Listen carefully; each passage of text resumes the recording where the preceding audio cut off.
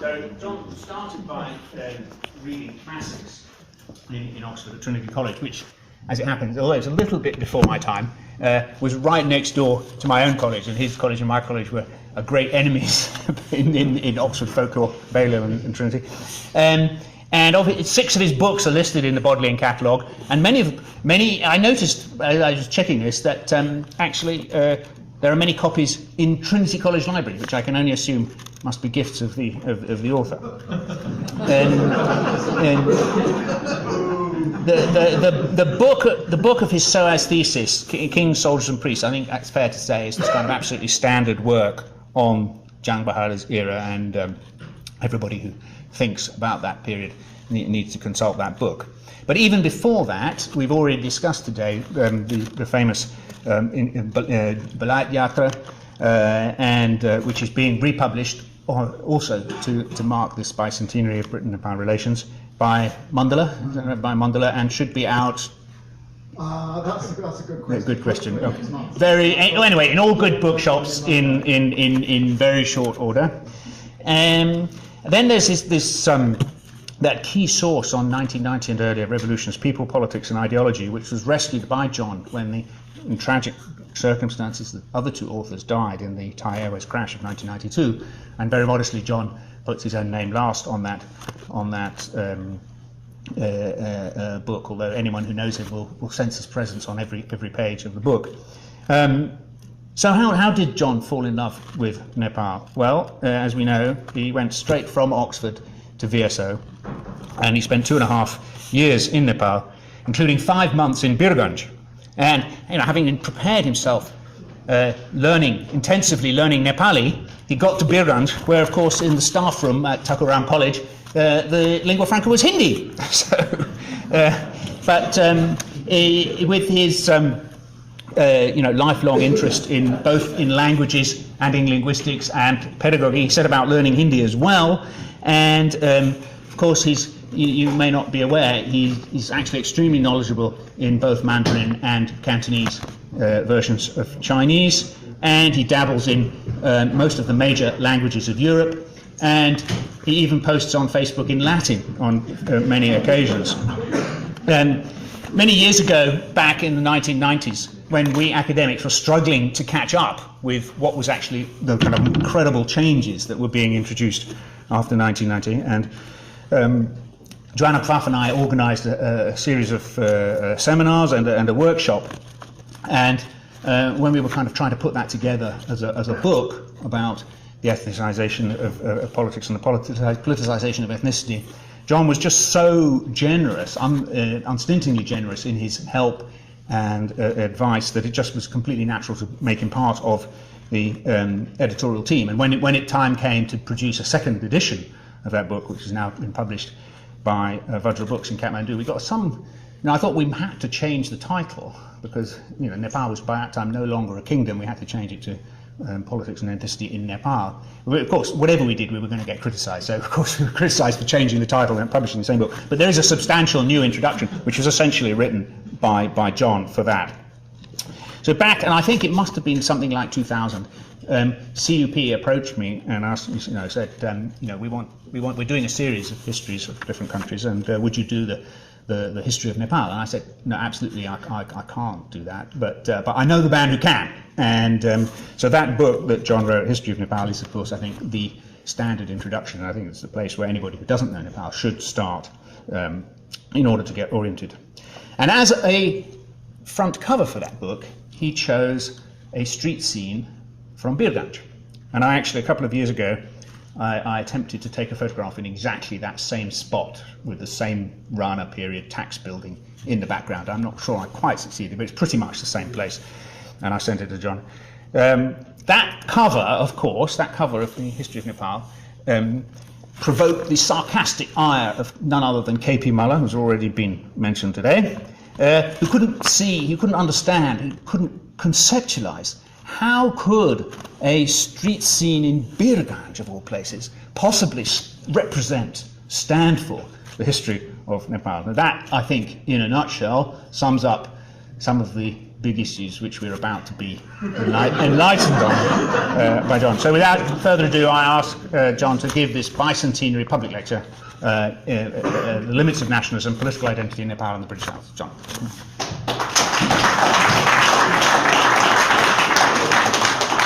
Well, thanks very much, David.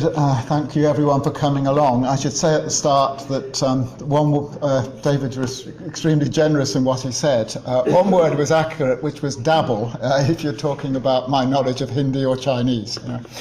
I dabble in everything, but I won't claim any more than that.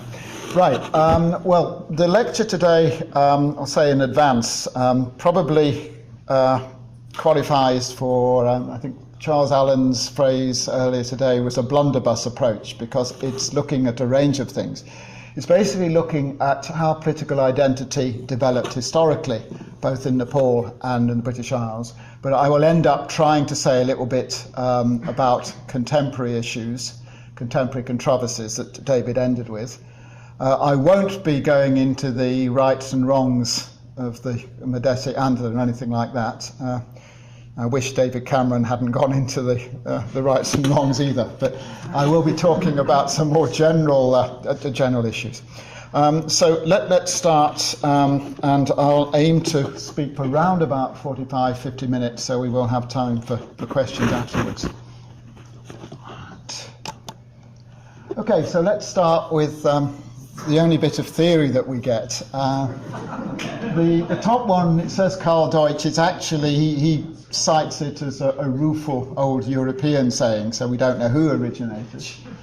The other, the Somali proverb, I can't vouch for. It may have started with the world and gone down to the brothers.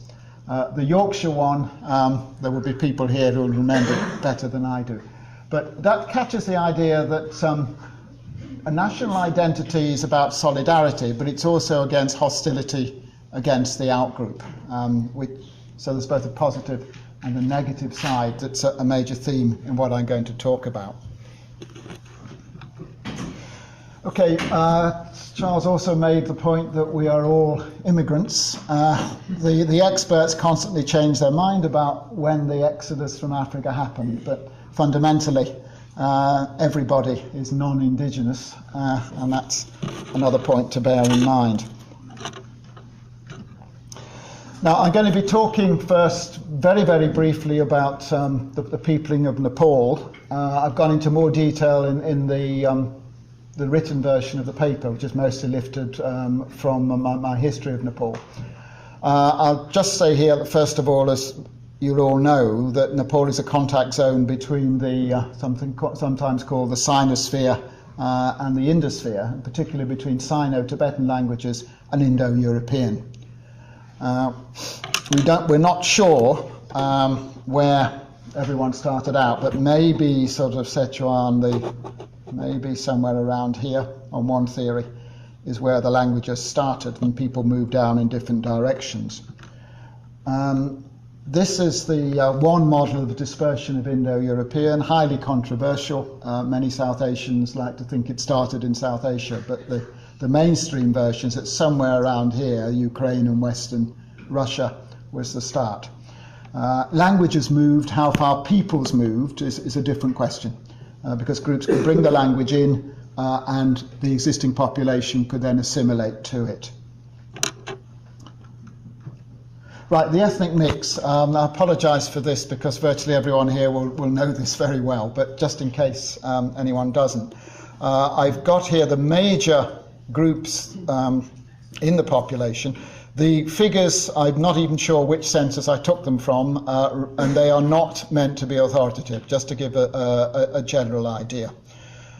So you have these major population groups.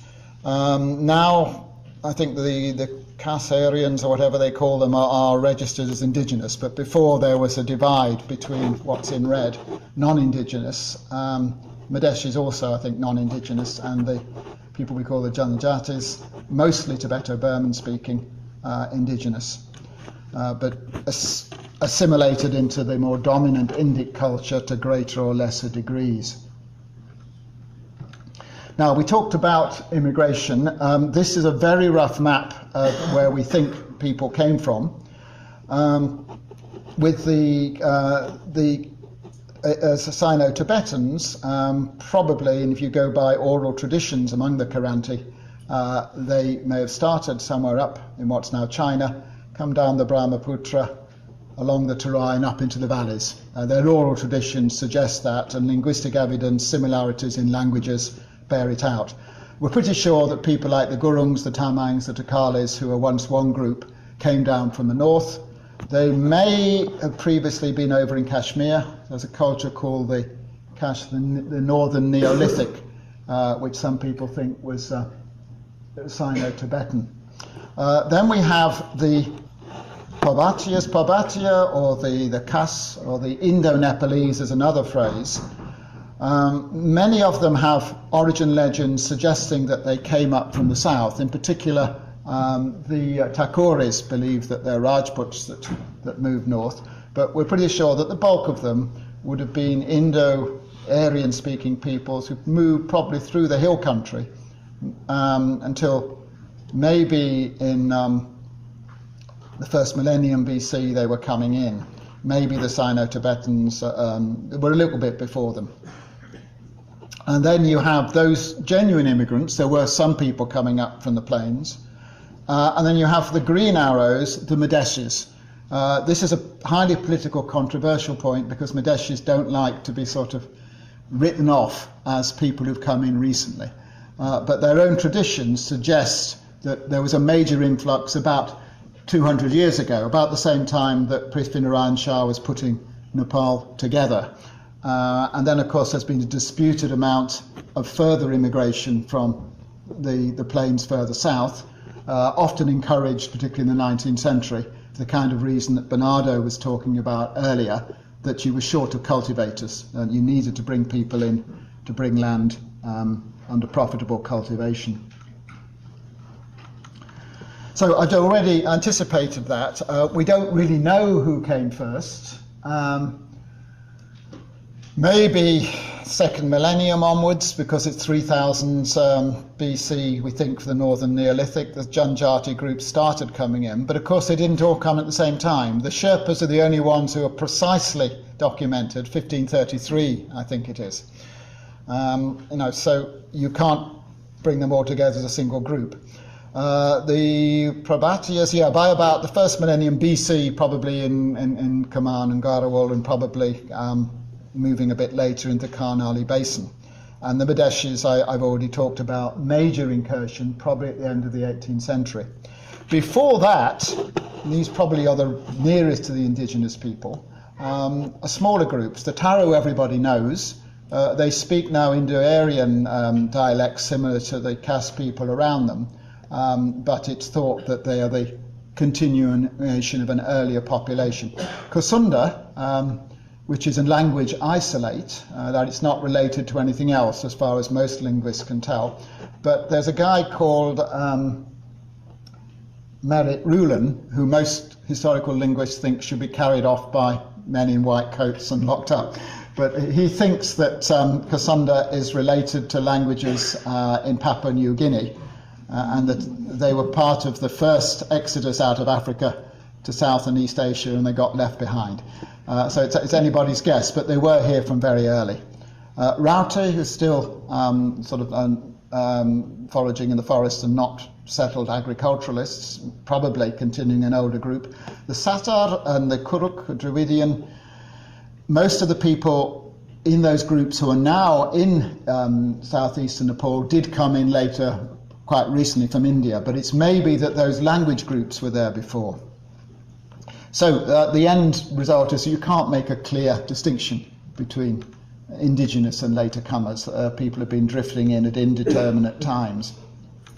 And then I've started by talking about particular groups, but of course it's something that if you work on Nepal you'll be aware of, people who don't do academic work perhaps less so, that the boundaries between these groups are highly fuzzy.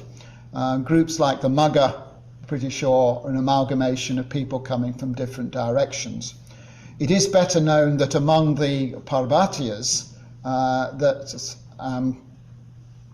the tribespeople, whatever you want to call them, were sort of kshatriyized, or whatever the verb is.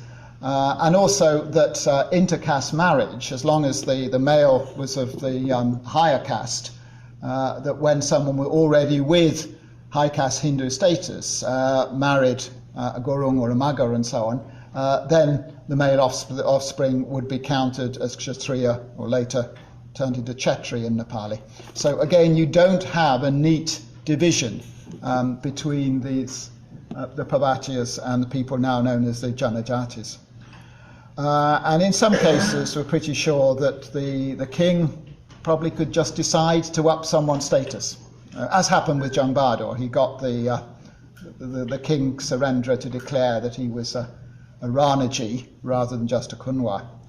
Now, I have a quote from Kirkpatrick, the book written after the 1793 first sort of British major diplomatic contact with Nepal, when he talks about the Kuss and Mugger, by which he means Mugger tribes of the Kshetri class. So he saw both the Kuss and the Muggers as equally feeding into this status. So again, no sort of fast division at that time. And very likely, tribal priests ended up being declared Brahmins, even though there was a substantial amount of immigration into the hills by Brahmins. Right, so I'm not going to say anything about the political history of Nepal, because I'm assuming everyone here is familiar with that.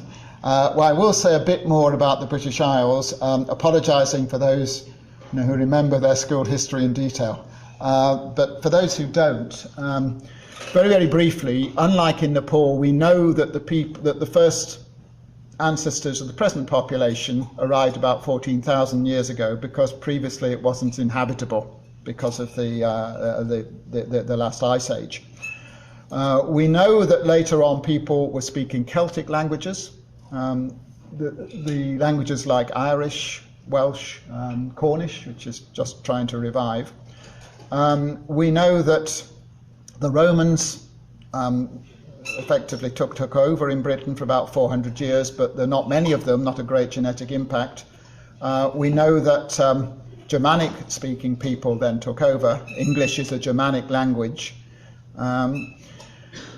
There is an argument among the experts on how far what happened was population replacement with the Celts and the Germanic arrivals. Genetic work, which has been rather more of for Britain than for Nepal, would suggest that a very considerable proportion, probably over 50%, of the DNA was contributed by people who were there before. So, contrary to what was believed in the 19th century, there was not a massive replacement. People came in, they got politically dominant, their language was adopted by other people. That's a process we're very familiar with nowadays, with Nepali, Mandarin Chinese, and English and Spanish all eating up other languages. And processes of modern education make that much quicker. But it does seem to have happened, albeit more slowly in the past. Right, you got subsequent settlement from more Germanic peoples, but from the more northern part of the Germanic area. But although they contributed some vocabulary items, very common ones, like she and I to the English language, they were assimilated into Anglo-Saxon society. Norman conquest was again a small group that came in. They were politically dominant, but again they were eventually assimilated into English society and English language. It's more than merely, but making the language a lot less Germanic. So probably many of you know 60-70% of the vocabulary of English is from Romance, Latin and French. Then the Celts were probably not driven out en masse, but their language disappeared in what became England, but it did carry on for a long time. Ireland was not subject to the Germanic invasions in the same way. Wales and Cornwall, and also southwest Scotland, remained speakers of British or Brythonic, it's like early Welsh, for a long time. Although later on in Scotland, Irish Celtic, Gaelic came over the Highlands, and the Lowlands switched to speaking Scots, which is really, though the Scottish don't like to be told, is really a dialect of English. No one from Scotland is going to challenge me yet at the time. Okay, and this just illustrates the conventional division. The Angles, Jutes and Saxons. We're not quite sure how far those were real divisions or just conventional labels. We do know that quite soon they were all regarded as one group, calling themselves indiscriminately Angles or Saxons. You can see that the Kingdom of Northumbria stretches right up to the Firth of Forth, right up to Edinburgh. So at that time there was no Scotland-England distinction as at the present time. You can also see that Cornwall down here, like Wales, remained Celtic. Now, political developments in the UK. Okay, I'm not going to have time to go through that in detail. But the relationship between the political units, to quote Facebook, it's complicated. What happened is that Alfred, the best-known Anglo-Saxon king, was able to fend off the Danes, the people from Scandinavia, and as we've just seen, they were assimilated, those who'd stayed to settle into English society.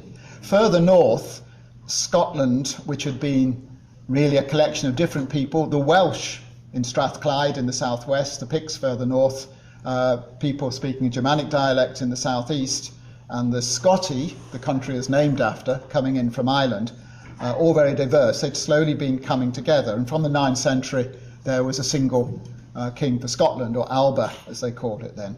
In England there was a kind of unification we'll look at in detail shortly. The 10th century, reconquering land which Alfred had had to leave under the Danes. Later on, the English monarchy conquered Wales. Similarly, Ireland was conquered. Very different from Scotland, where union was more or less agreed, though under a certain amount of duress. The Scots were able to fend off any attempt at outright annexation, and we'll be looking a bit later on the Declaration of Arbroath, a famous proclamation of their right to be separate. In 1603, there was a union of thrones, and because James VI of Scotland became James I of England. The countries, the royal families have been intermarrying, so by right of descent, as Elizabeth I died childless, James VI was inherited the throne. But for a century, although there was one monarch, there were two separate parliaments, two separate countries. So in modern terms, imagine that Barack Obama was president of both Canada and the USA, but you still had a separate US Senate and a Canadian Parliament. It was that kind of arrangement. That was ended in 1707, mainly because of economic pressure from the English Parliament that wasn't prepared to give access to markets to the Scots unless they came in. And then after a rebellion at the end of the 18th century, there was an act of union between Great Britain and Ireland. So we then had the United Kingdom of Great Britain and Ireland, with Irish nationalism, which eventually issued in violence, 1916 uprising, and then the Anglo-Irish War after that. So Ireland was partitioned, the northern part of Ireland remaining in the United Kingdom. So the current name, the United Kingdom of Great Britain and Northern Ireland. And then when we come up to very recently, you got devolved governments in Northern Ireland, Wales and in Scotland, which is the present situation now. Now, parallels between the British and the Nepali situations. First of all, at a very broad level, you could very roughly say that the relationship between the Germanic English language and Celtic is similar to that between Nepali and the Tibeto-Burman languages, because in both cases the language which is now dominant came in later. It's also an interesting coincidence that the names Britain and Nepal both come from the non-dominant linguistic group. There's a big argument over both names, but the most likely derivation is as shown there. Shape or form, perhaps referring to the habit of the Brits of painting themselves with woad. In the Nepali case, this is K.P. Muller, we've mentioned twice already today, suggesting it's from these Tibeto-Burman roots. In any case, Newar in Nepal, it's agreed, are forms of this, the same original word. And then also in both cases, you cannot equate neatly the language communities, the Sino-Tibetan and the Indo-Aryan, with genetic groups. Perhaps more of a separation within Nepal, because there's still, not always, but quite often people look different. You can often guess that someone is from Eastern Nepal, Tibeto-Burman group, whereas in Britain it's more mixed. But in both cases there was a lot of mixing, and that includes mixing at elite level. It's well known there are a couple of Magha names in the genealogy of Prithvi-Narayan Shah's family, and other Hindu rulers used to refer to him as a Magha king, and people like Buchanan Hamilton were told that the Shahs of Gurkha were Maghas. And corresponding to that, in the genealogy of the kings of Wessex, Wessex was the core of the English kingdom, because Alfred's kingdom and his descendants took over from the Danes, northern England. There are Celtic names in the genealogy there. And other more recent research has suggested that in quite a few cases, the elites sort of combined rather than the Celts disappearing. There's also, of course, evidence for very strong hostility.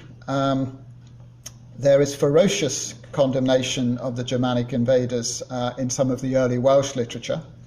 There was legal discrimination against Wayala, foreigner or slave, from which we get the modern word Welsh.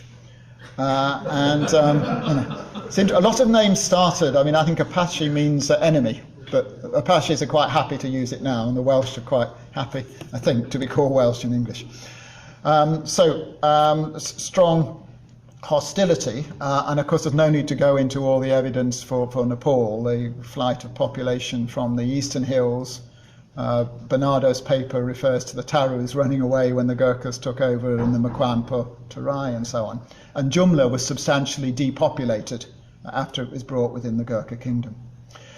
But there was a trend towards assimilation, most obvious, as I was already saying, in modern times, with the Panchayat language policy, 19th century British attempt to suppress Welsh and Gaelic and so on.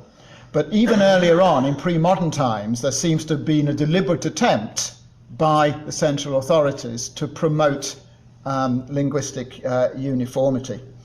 The fact that if you were a Wiyala under Anglo-Saxon law, you had certain legal disabilities. There was a lesser fine for killing a Wiyala than for killing an Anglo-Saxon. But there was no very obvious physical difference, and by just switching your language, you'd upped your status. So you had an incentive to do that. We know that in the 16th century, the Scottish Parliament, dominated by the Lowlands-speaking Scots, a Germanic dialect, legislated against what they call the Irish language, by which they meant Gaelic in the Highlands, which had been brought over from Ireland at the end of the first millennium. There's also in Marie Lecomte Tilloin's work on the Maghas, a tradition in one Magha group that before Prithvi-Narayan Shah, a Chalbisi ruler had told them that they should that they ought to switch to speaking, I think it was then called Kaskura normally. Later on, of course, Nepali was the label adopted. Prabhatia was also a term in the 19th century. And that will help explain what I think is a highly significant statement in Hamilton. This is a book issuing from the 1802, 1803, from when Captain Knox was in Kathmandu. He saw Prabhatia, we call Nepali, as rapidly extinguishing the Aboriginal dialects of the mountains. So the trend towards Nepali taking over was not something that's just a result of the 1957 Education Commission and King Mahendra's Nepalipan agenda. It's a long-term process which political elites had encouraged.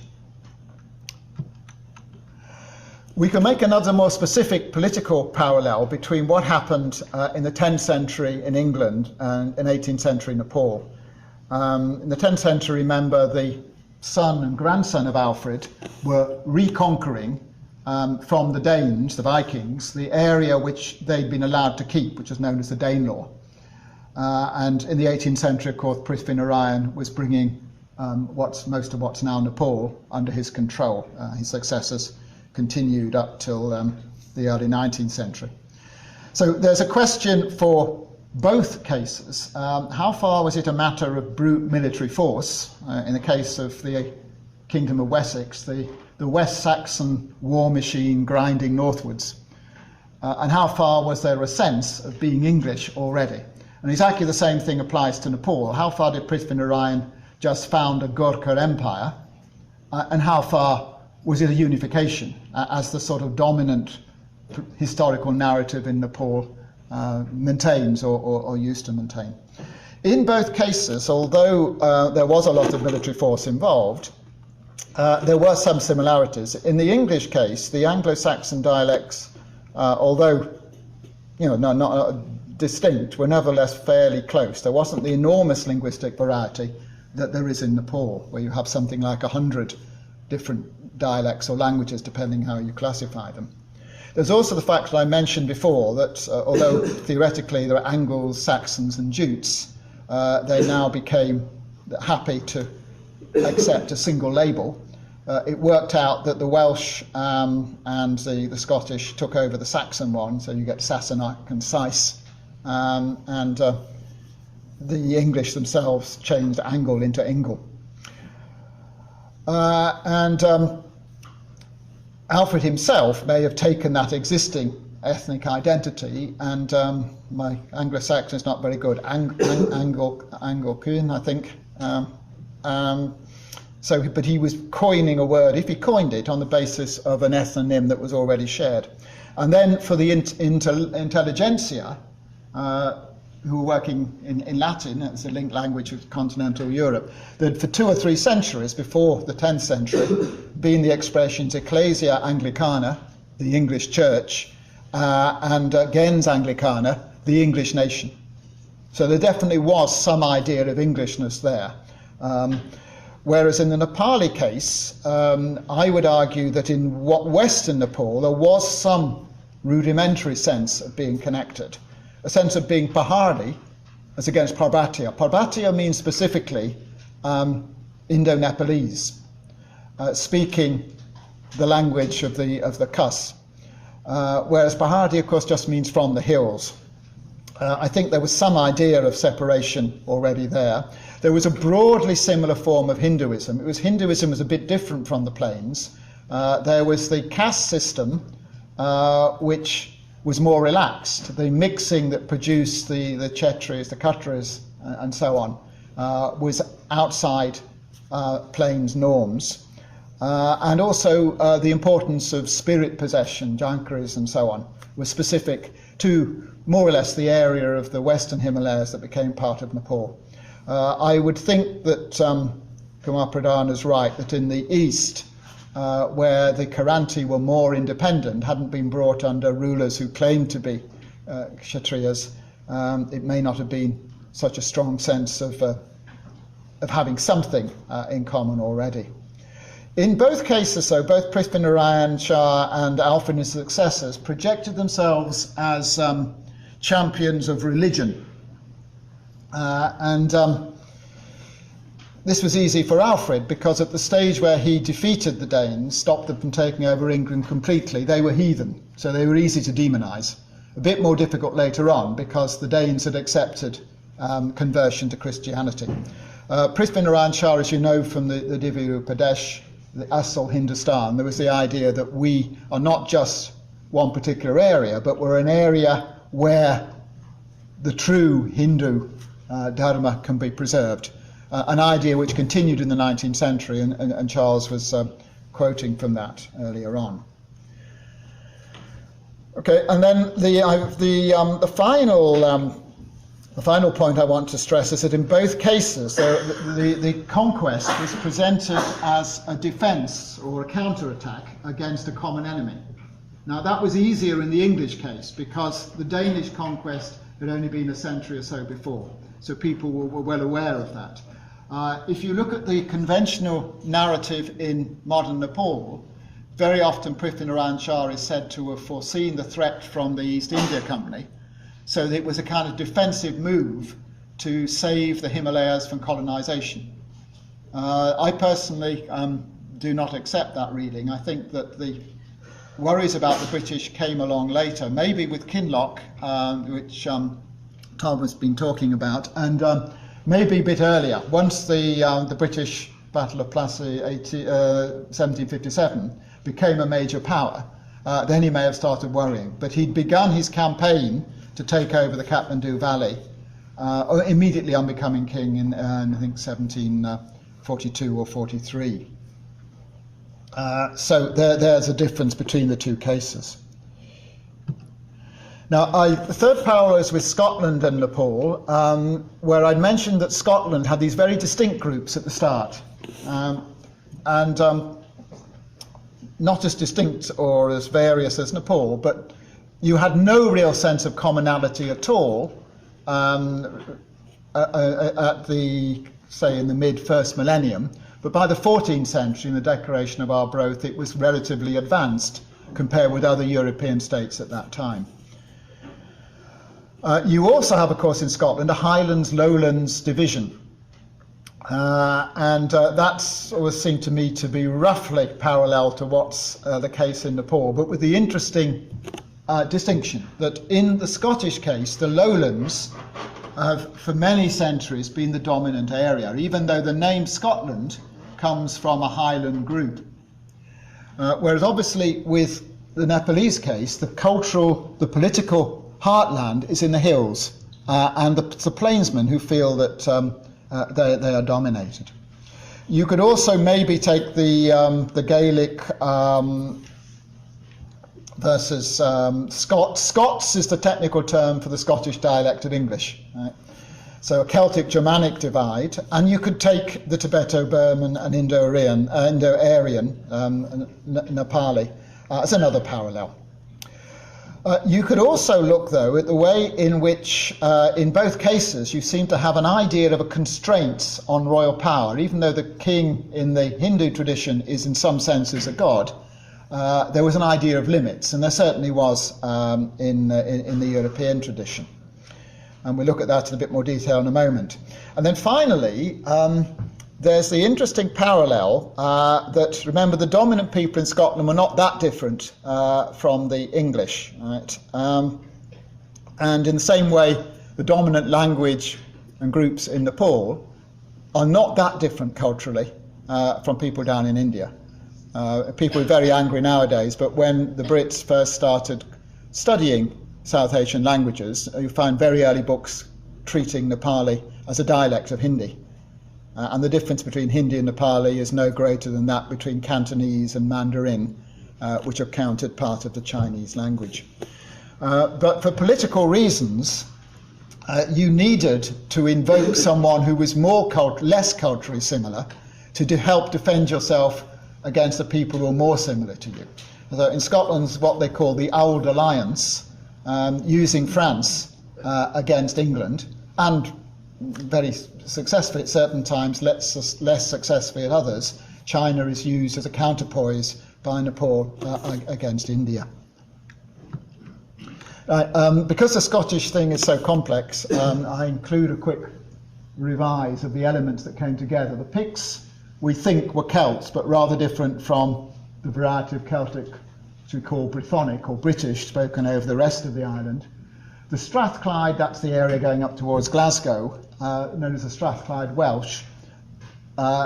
Once the Germanic peoples managed to cut them off from the Welsh, they were slowly assimilated. The Gaels, speaking the Q Celtic against P Celtic, coming in from Ireland, becoming dominant in the west and providing the first king of a united Scotland. It's very obscure exactly how that unification took place, but probably it was the end of a long process of slow assimilation between the Picts and the Gaels. And then the Germanic speakers, once part of the Kingdom of Northumbria in the southeast, who became more dominant. Economically, of course, the south of Scotland is more important than the Highlands. Now, the political parallel here, as you can see by comparing the Declaration of Arbroath, which probably most of you would, if you've been educated in the British system, you probably have heard of at some point. This was actually a document sent by the Scottish elite to the Pope, who was the nearest, to the United Nations Secretary General at that time. The Scots had recently fought off the attempt by the English monarchy to reduce Scotland to obedience. And there's this very famous conclusion: for so long as there shall but 100 of us remain alive, we will never agree to submit ourselves to the dominion of the English. Right. The interesting thing for our point is, if the prince shall leave these principles, they've been defending Robert the Bruce, who'd been excommunicated at one stage, but saying, despite the fact that he's done such great things for us, if he does not continue to do this, we'll get rid of him and have someone else. And then you compare what Kirkpatrick says about the Baradari, the courtiers, the council for the King of Gorkha. He was told that if it was decided by this group that the king was endangering the country, then they would could get rid of him. And when King Rajendra was deposed by Jung Bahadur in 1847, Prithvinarayan Shah's name was invoked. So what Kirkpatrick was told as a possibility, in one way, actually happened. The difference maybe between the Scottish and the Nepali cases here is that there was some element of proto-nationalism in the Scottish case. They had a sort of myth that the Scoti had come from what's now Russia and had always been independent. So there was an idea of Scotland. There was not at this stage in Nepal quite the same idea of a national group. Although they did have the idea of Dunga, the stone, the idea of the state as something separate from the people actually in charge of it. Now, the parallel between Scotland and Nepal breaks down completely, of course, because Scotland merged with England and Nepal has not merged with India. Prior to the merger, as I've said, the relationship was similar to that between the Newar kingdoms, though that was on a much smaller scale. You both fought each other, but you were also very close, and in particular you intermarried.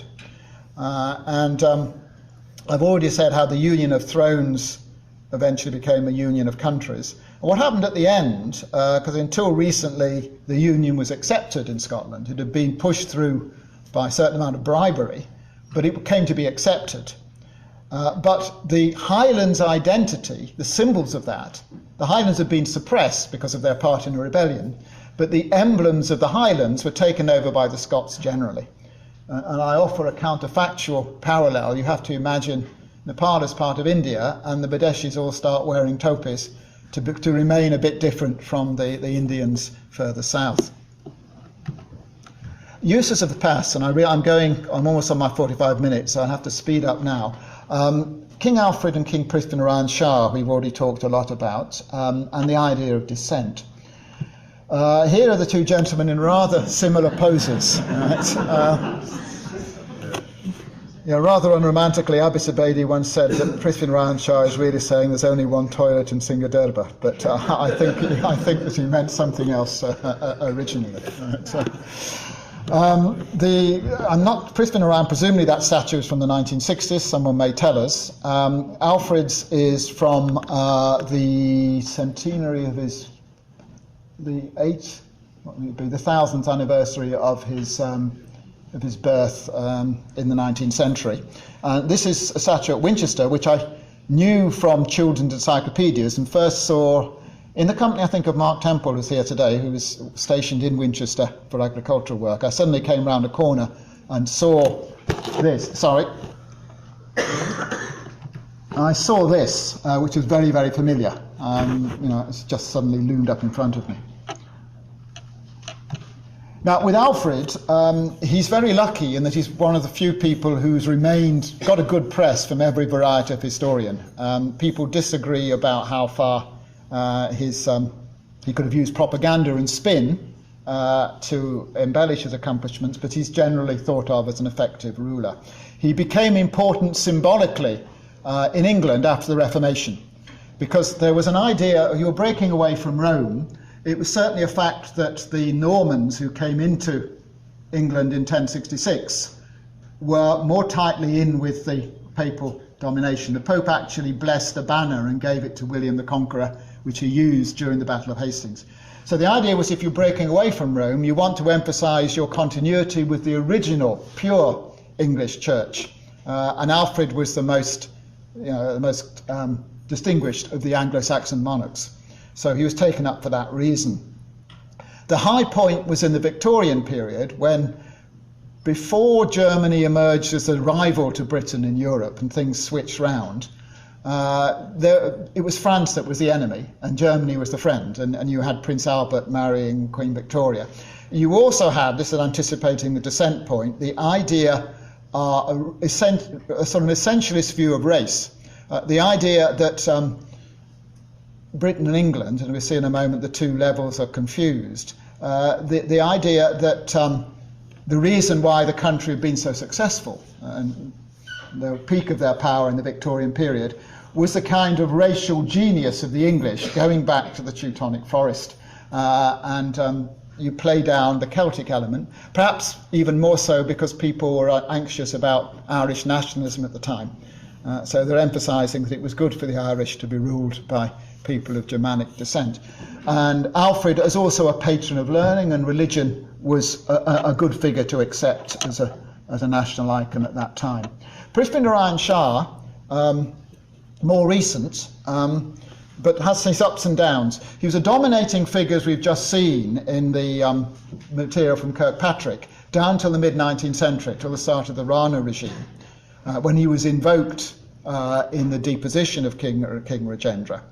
And then he was eclipsed during the Rana period. A revival seemed to have started in Darjeeling. A lot of things about modern Nepal did start, I think, in Darjeeling. Surya Bikram Gawali's biography, Pratyush Anta, who unfortunately hasn't been able to attend, who was originally invited here, argues that a lot of this Darjeeling work was intended to up the status of Gurkhalis, if you call them that, within India. But in fact, it laid foundations for developments in Nepal itself afterwards. Anyway, you got, as Mahendra in particular took this over, raised to great heights. Prithvi Jayanti, his birthday, became a national holiday and so on. After 2008, I was even worrying whether the statue might be knocked down, but the statue was left there, but the holiday went away. And Prithvi had become a very controversial figure in Janjati circles. He was seen as a tyrant and a conqueror rather than a unifier. But at the moment, the thing is in play. There's a movement in which Ramesh Dongal, who was mentioned for his work on the Hodgson catalogue, is playing a leading role. They had a press conference last December. They had, I think, from both the UML and Congress. So there's some support over the centre and right of Nepali politics. The Rashtriya Prajatantra Party, of course, are backing it as well. So the idea is to bring it back as, I think, Rashtriya Ekta Diwas, something like that. They would change the name, but it would be the birthday restored. Prestigious ancestry, I've really discussed already these attempts to up your status by saying you came from somewhere else. The Shah and Kunwar Jungbado's family, those claims have been examined, particularly by Ishwar Biral in his thesis on the life and writings of Prithvinarayan Shah. Almost certainly it's spurious. From the British case, the equivalent would be the Brutes. There was a legend of someone called Brutus, who, just as Aeneas went from Troy to Rome or to Italy, in the same way, this guy came from the classical world, came to Britain. And this was actually taken seriously and made the basis of Edward I's claims to sovereignty over the whole island, because he reckoned he was the rightful successor of the first Trojan king. And then we've already mentioned the idea of Germanic ancestry, specifically for the English.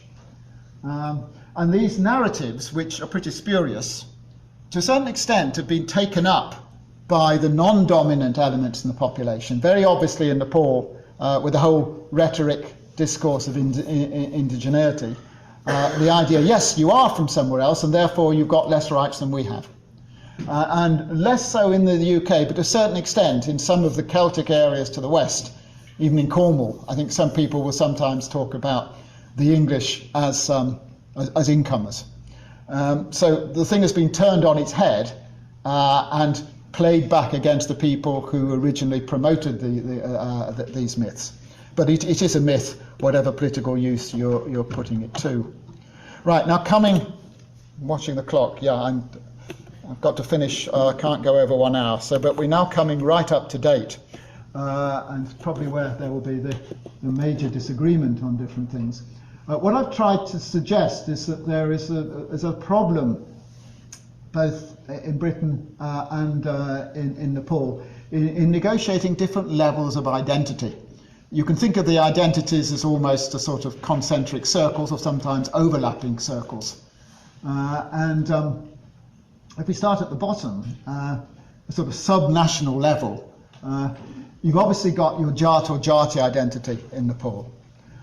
You also, in Britain, not everyone has this. Some people wouldn't really identify as anything below the English, Scottish, Welsh, Irish level. But if you belong to a specific religious denomination, Mike Hutt and I, for example, both brought up as Catholics, then to a certain extent you have something like being a Muslim in Nepal, say. Then obviously on the British side you're English, Scottish or Welsh. Bahari and Madhesi they're not legally defined terms, but I suggest they're highly emotionally significant. And you can see that I've highlighted in red Bahari and Nepali and the English and British. And that is because in both cases the people in red confuse levels. Strictly speaking, England is certainly not the same as Britain, let alone the same as the United Kingdom. And the hills is not the same as Nepal, despite what K.P. Muller said about the picture on the cover of my book. So you have a problem that if you are a Nepali or you're British, and you're not a Bahari or you're not English, then to a certain extent you may feel like you're a second-class citizen, right? If you're equating just one part with the whole.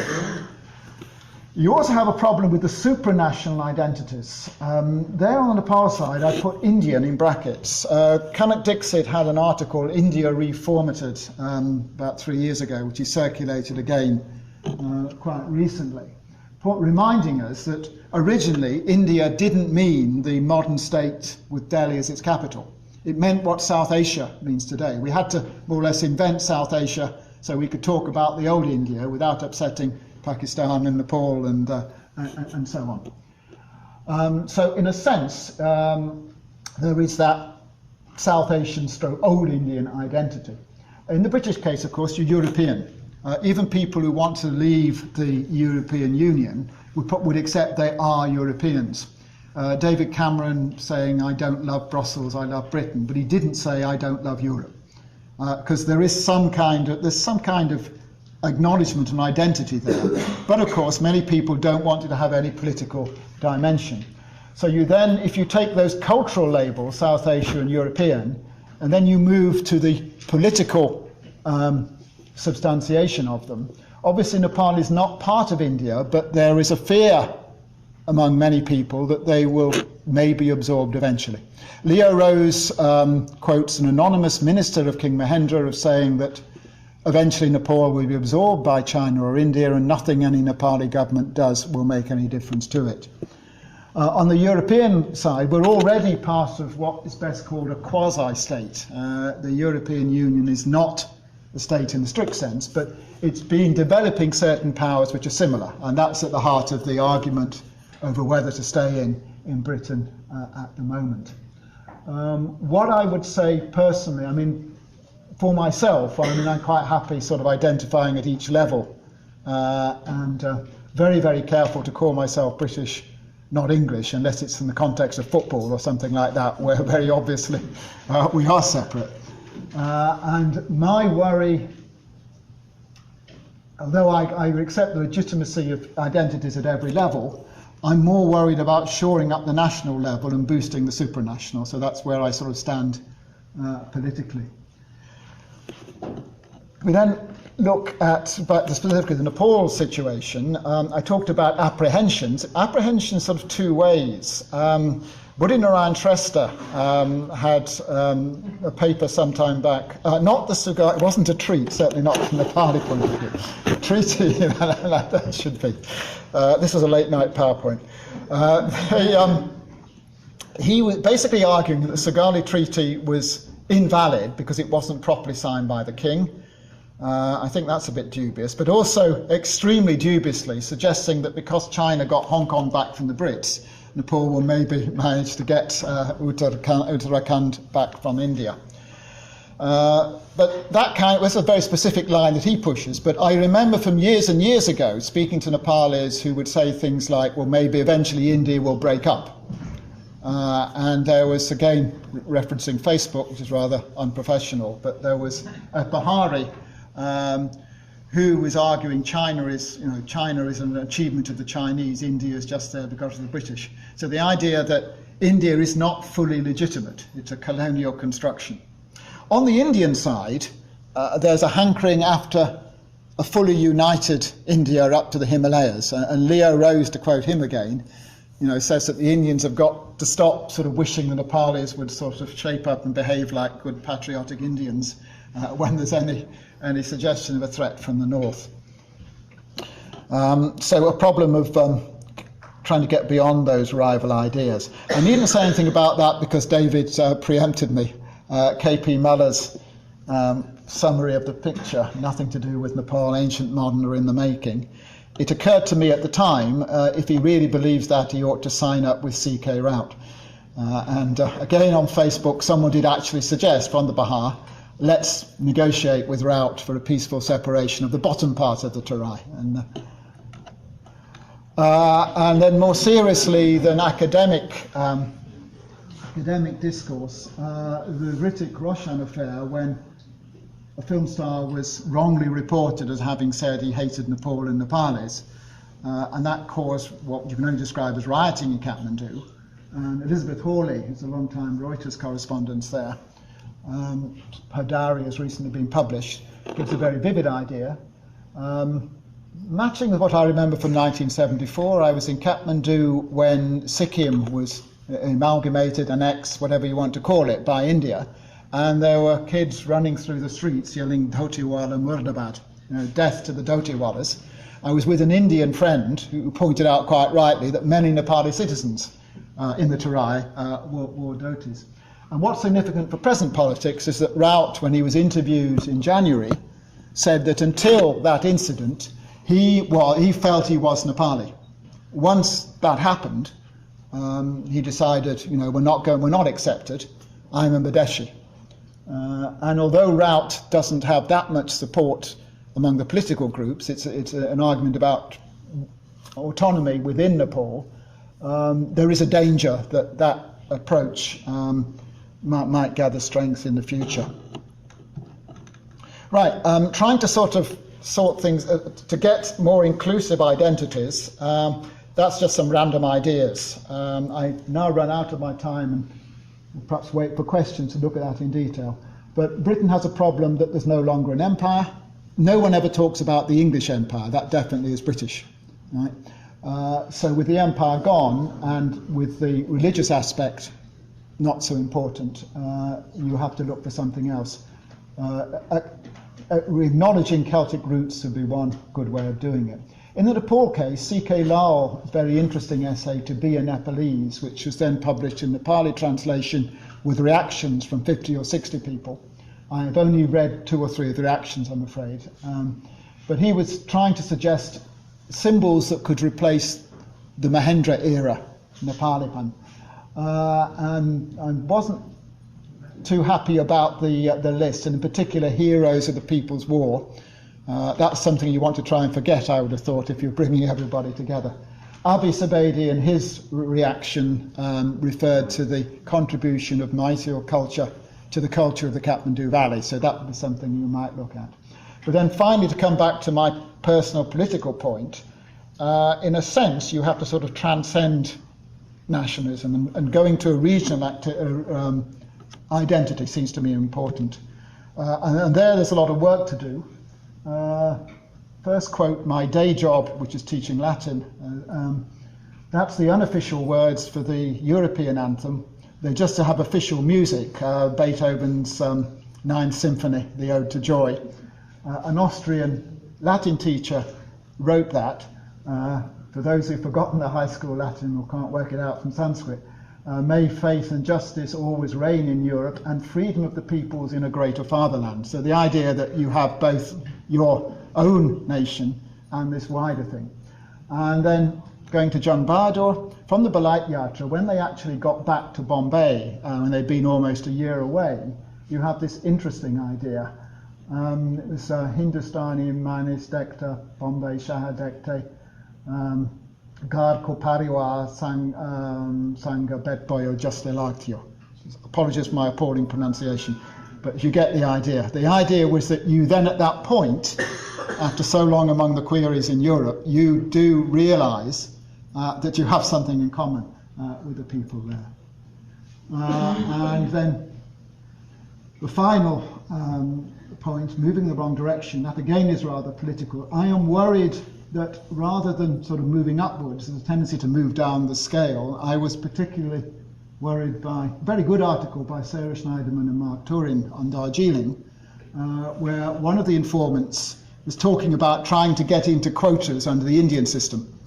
So you have to qualify as a backwards group in order to get ahead. And again, this will be controversial here, but I'm aware in Hong Kong, people will come up and introduce themselves as the head of the Hong Kong Mugger Association and so on. And Mitra Pari, I'm not sure if he's here today, wrote a paper, Cast in Bone, about the maintenance of hierarchy in the Nepali community here, where he reckoned that a major driver was the felt need to get a pool of people you could have arranged marriages with. So you get in contact with British Gurungs, British Muggers and so on for that reason. So I would say that although I've no objection to people being proud of being Gurung, Mugger or whatever, I'm a little bit worried about that and think we need to do more for the top end. Okay, that's the end. I apologise for having gone just over 1 hour, but I think there's a bit of time left for questions and something like that. Thank you, John, very much.